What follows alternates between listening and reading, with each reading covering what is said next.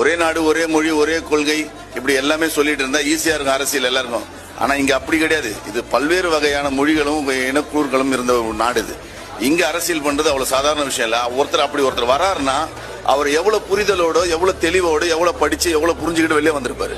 நீங்க ஒரே சுத்துல அவருக்கு அரசியல் தெரியுமான்னு சொல்லிட்டு தூக்கி போட்டு போயிட முடியாது. அவர் அறிவாளி தான். அவர் படிச்சது எனக்கு எப்படி தெரியும்?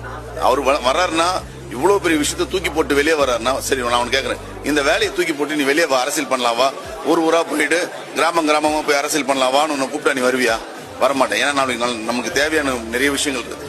அப்படி எல்லாத்தையும் தூக்கி போட்டு மக்களுக்காக செய்யணும்னு ஒரு மனுஷன் வராருல்ல, அவரை வரவேற்போம். என்ன இருக்கு, தப்பு இருக்குது, தப்பா நியாயமானது அரசியல் களத்துக்கு இறங்குனதுக்கு அப்புறம் அதுக்கப்புறம் நீங்க விமர்சனம் பண்ணுங்க, பேசுங்க. வர்றதுக்கு முன்னாடியே ஒரு மனுஷனை வந்து இப்படி கேள்வி கேட்கறதுன்றது வந்து எந்த விதத்துல நியாயம் தான் எனக்கு தெரியல. நான் வரவேற்கிறேன், அவரை வாழ்த்துக்கள் சொல்லுவேன், வரவேற்பேன். எனக்கு எல்லா உரிமையும் இருக்குது அவர் சொல்றதுக்கு. அதே மாதிரி அவருக்கு எல்லா உரிமையும் இருக்குது.